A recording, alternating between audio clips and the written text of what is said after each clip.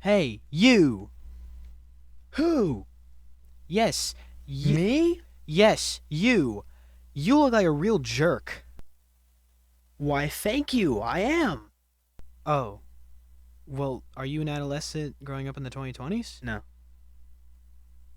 Oh, well, bye. The 2020s. What a decade it has been so far. A lot of great things have happened over the last few years, like the release of the Nintendo Switch 2, the uprising of TikTok, COVID 19, the Russia Ukrainian war, the Barbie movie. The 2020s have been nothing but surprise after surprise. But today, I want to focus on specifically the current year. Or, to be more specific, what it's like to be a teenager in the current year. And I would know what that's like, because believe it or not, I am a teenager in the year 2026. And I'm gonna tell you what it's like by talking about what has shaped my generation the most and by telling you what it's like. So, without further ado, let's start off with part 1, cool sound. Music is everywhere. No matter where you go to hide, music will always be playing somewhere. It's like a little cousin that won't leave you alone at the family get-together. But you replace the little scab with a middle-aged alcoholic with a guitar that won't stop screaming. At least, that's how my Thanksgiving dinner went. I mean, if you think that's crazy, just wait until Christmas time. Music has always been a big part of a teenager's life, no matter what generation you're from. No matter the time you come from, there's always somebody that practically worships a band or music artist of some kind. Nowadays, a famous rapper could commit brutal mass homicide, and there still be people that offend them just because of the music they make. However, over the past few years, there hasn't been as much diversity in the music industry as there once was. As of right now, the top 5 artists, according to Billboard.com, are Megan Moroney, who sings a mix of country and pop, Bad Bunny, who makes Latin trap and reggaeton, Morgan Wallen, country, obviously, he makes country music, everybody knows that, or at least everybody in Kentucky. Olivia Dean, who makes predominantly pop music with R&B and soul mixed into it, and Hilary Duff, who makes pop music. So it's safe to say that people really like pop music right now. I'm honestly surprised that K-pop wasn't up there. Personally, I've never listened to any of those people's music aside from Morgan Wallen and a little bit of Bad Bunny. I mainly listen to alternative, indie, and emo rock, so just in case you didn't already know, yes, I am a loser. And no, not like the kind of cool kind. While music is very influential in people's life, as is every form of art, it is not nearly as impactful as Part 2.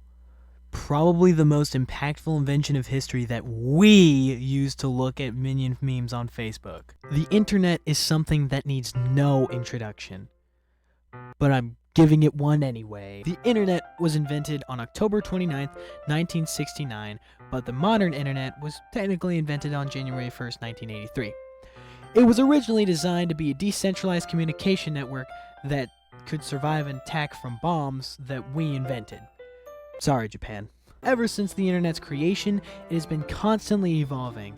It started off as a few catalogs, a few chat rooms, a little blog here and there, and it kept the homeland very informed on how our oil maxing in the Middle East was going. But, as soon as more people started getting computers and getting on the internet, big companies started seeing a lucrative business opportunity.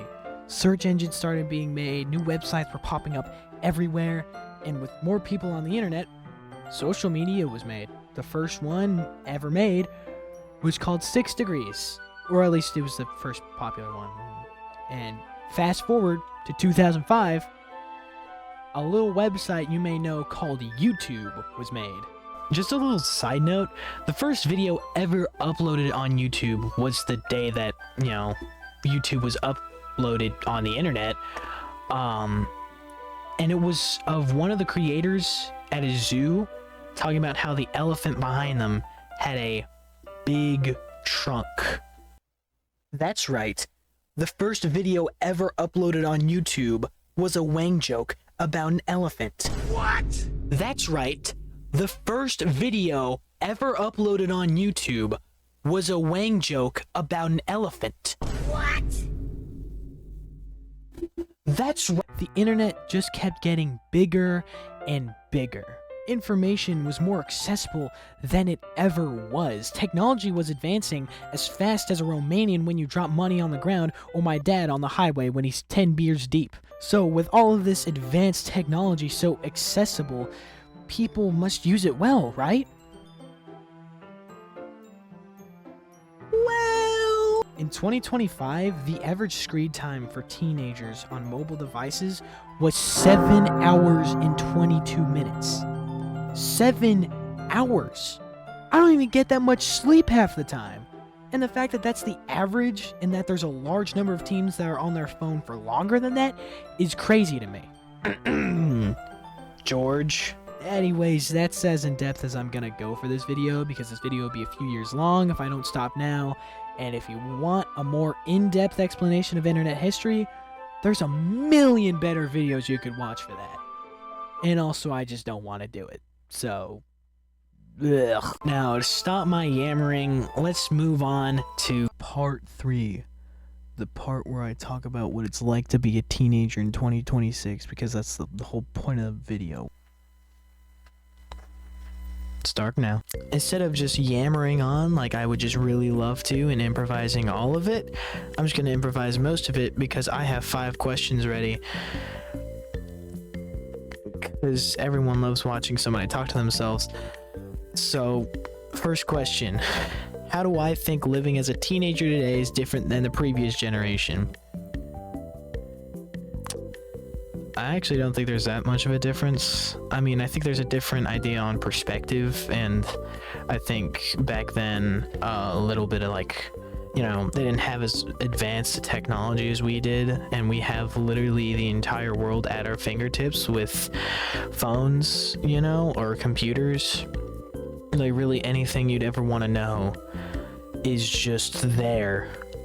You could search anything up whenever. It really doesn't mean, yeah, it's you could either search up how to bake a cake or how to overthrow a government. The second question, what has impacted our generation the most? What was the last part on? Were you paying attention? The internet, duh. I mean, do you see how the internet shaped people? I mean, yikes. 3. What is your favorite thing about living in the modern day? My favorite thing about living in the modern day? Probably how easily accessible not only knowledge is, but literature and artworks. Because that, I'm a huge nerd, so I like that. I actually have a collection of Edgar Allan Poe poems and stories and stuff in a book that's like right over there on my bookshelf, but I'm not getting it because I'm lazy.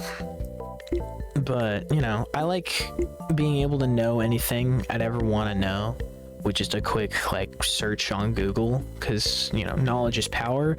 And I like to like pick apart different art pieces, whether it's a movie, a poem, a book, just a little short story.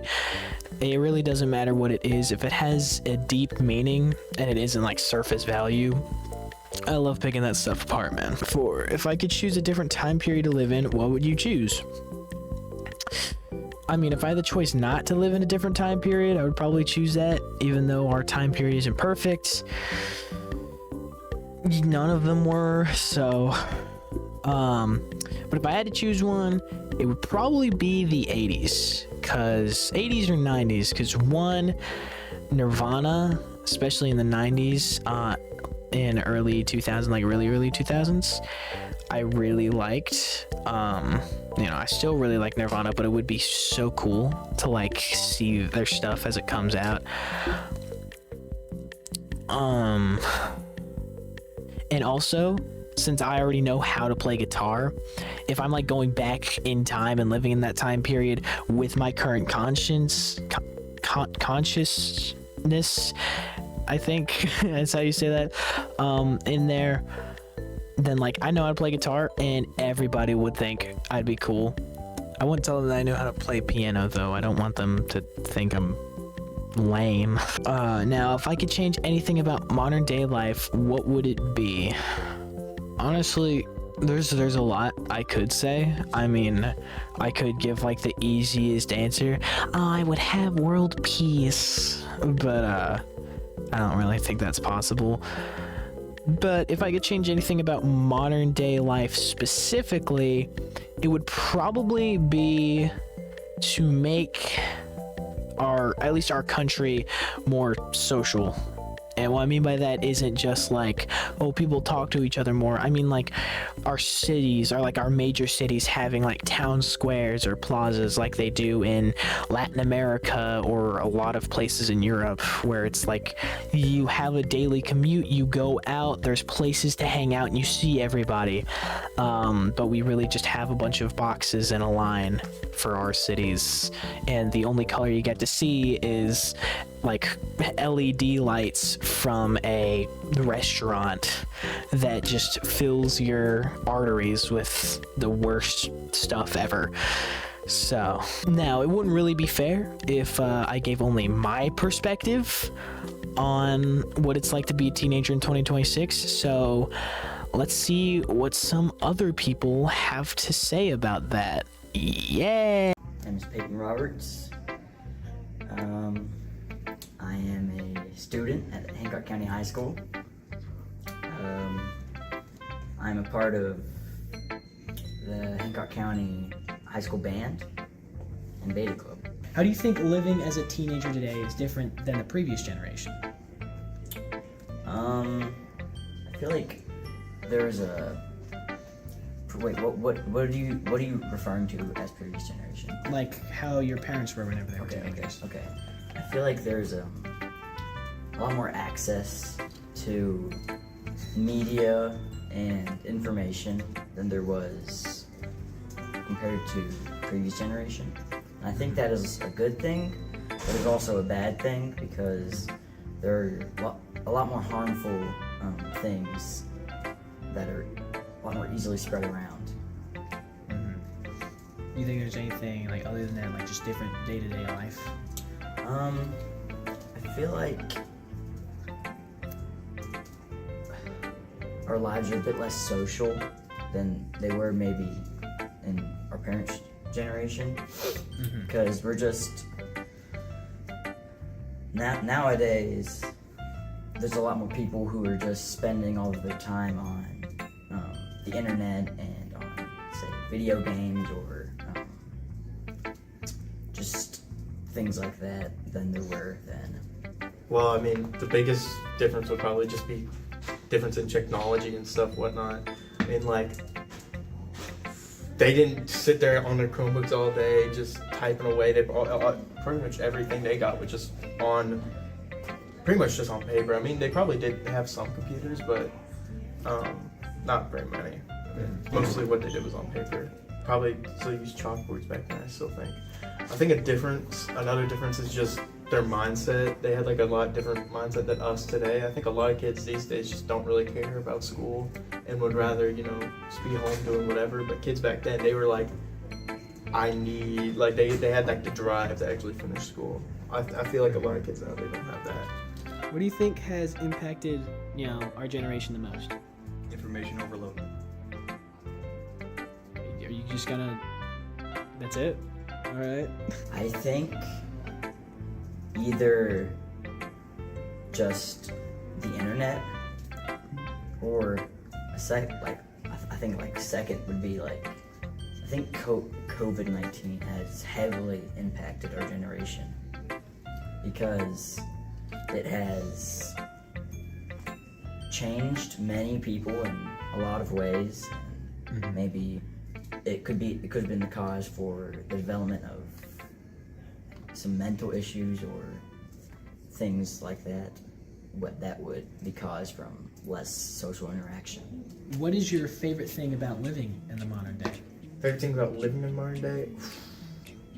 I love technology.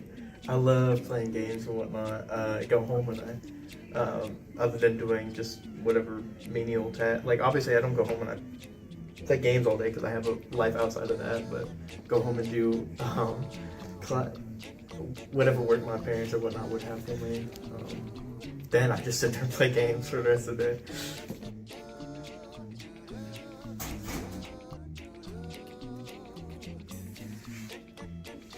Yeah, it's staying in. Like prior interviewees, influx, you're moving the camera. Am I? Influx of information also leads to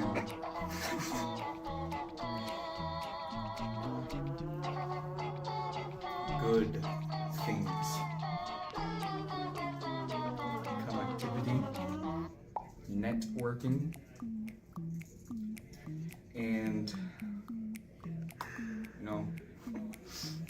socialization. My favorite thing about living in the current day, probably just how easy it is to